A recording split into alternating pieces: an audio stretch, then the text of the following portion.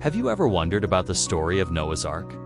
It's one of the most famous tales in the world, a story of a great flood, a massive boat, and a promise for a new beginning. But where did this story come from? And what does it really mean? Let's dive deep into the waters of history and explore the incredible story of Noah's Ark. Our journey begins in the book of Genesis, the first book of the Hebrew Bible and the Christian Old Testament. According to Genesis, humanity had become corrupt and wicked. God, seeing this, decided to cleanse the earth with a great flood. However, one man, Noah, was found to be righteous. God instructed Noah to build a massive vessel, an ark, to save himself, his family, and two of every kind of animal, male and a female. The dimensions given in Genesis are staggering. The ark was to be 300 cubits long, 50 cubits wide, and 30 cubits high. Now, a cubit was an ancient unit of measurement, roughly the length of a forearm from the elbow to the tip of the middle finger, using a conservative estimate of about 18 inches per cubit. The ark would have been around 450 feet long, 75 feet wide, and 45 feet high. That's about the length of 1.5 football fields. It was a colossal undertaking, a 3-story floating sanctuary made of gopher wood and sealed with pitch. Noah, his wife, his 3 sons Shem, Ham, and Japheth, and their wives all entered the ark. Then came the animals, a procession of every creature on earth, marching 2 by 2 into the safety of the vessel. Once everyone and every creature was aboard, the rains began. It rained for 40 days and 40 nights, and the floodwaters covered the entire earth, even the highest mountains. For 150 days, the water prevailed, and everything on dry land perished. Only those inside the ark survived. Finally, the waters began to recede. The ark came to rest on the mountains of Ararat. To check if the land was dry, Noah first sent out a raven, which flew back and forth. Then, he sent out a dove. The first time, it returned, finding no place to land.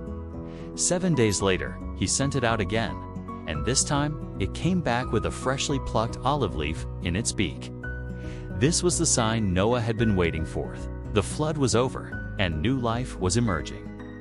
The olive branch has since become a universal symbol of peace and new beginnings. After a final 7-day wait, the dove was sent out and did not return, signaling that it was safe to disembark. God then made a covenant, a sacred promise, with Noah and all living creatures.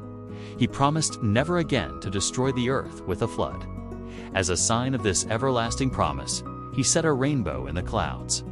Every time we see a rainbow, it's a reminder of this ancient covenant of hope and renewal. But is the story of Noah's Ark unique to the Bible? Interestingly, it's not. The biblical account is part of a much larger family of ancient flood myths found in cultures all around the world. Particularly in ancient Mesopotamia, the region often called the cradle of civilization. One of the oldest and most famous parallels is the Epic of Gilgamesh, an ancient Mesopotamian poem. In this story, the hero Gilgamesh seeks the secret to eternal life from a man named Utnapishtim. Utnapishtim tells Gilgamesh how the gods decided to destroy humanity with a great flood. The god Ea, however, secretly warned Utnapishtim, instructing him to build a giant boat and load it with his family, craftsmen, and the seed of all living things. The similarities are striking. Utnapishtim's boat is a cube-shaped vessel sealed with pitch and bitumen. The storm rages for 6 days and 7 nights. Afterward, the boat lands on a mountain, and Utnapishtim sends out a dove, then a swallow, and finally a raven to see if the land is dry. When the raven doesn't return, he knows it's safe to emerge. Just like Noah, Utnapishtim offers a sacrifice to the gods, who are pleased. There's also the earlier Sumerian flood story featuring a king named Zeo-Sudra and the Akkadian Atrahasis epic. In each of these tales, a hero is chosen, warned of a divine plan to flood the world, and instructed to build a boat to save a remnant of life.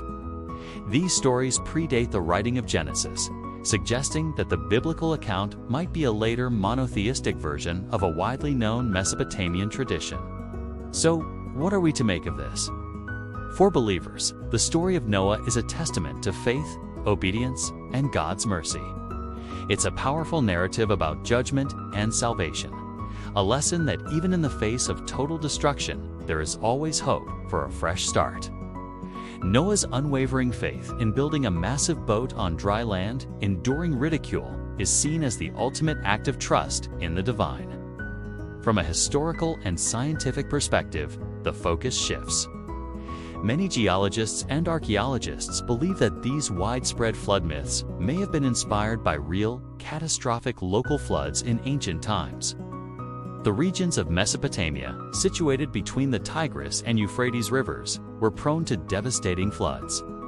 A particularly massive flood could have been so catastrophic that to the people who experienced it, it would have seemed like the entire world was underwater. The memory of such an event could have been passed down through generations, evolving into the epic tales we know today.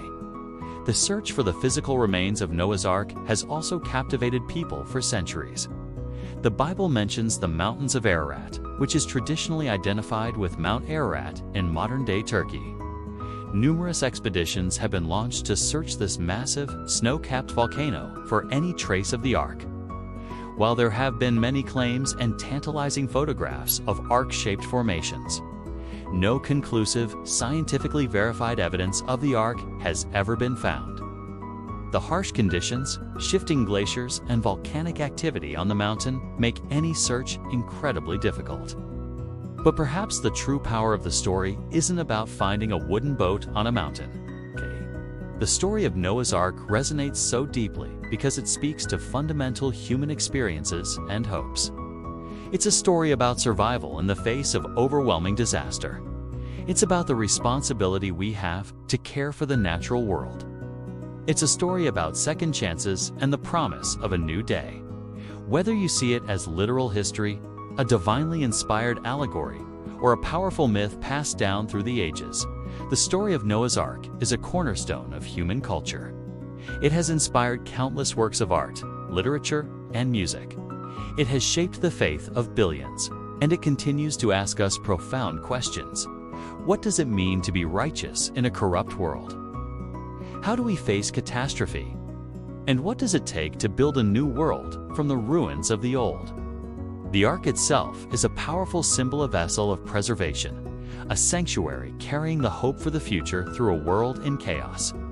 In a way, we are all tasked with being like Noah, building our own arks of kindness, integrity, and hope to navigate the floods of our own time and to carry the best of our world forward for future generations. Thank you so much for joining me on this historical journey. If you found this exploration fascinating, please give this video a thumbs up, and do not forget to subscribe and hit that notification bell so you won't miss our next deep dive into history. I'd love to hear your thoughts in the comments below. Until next time, stay curious.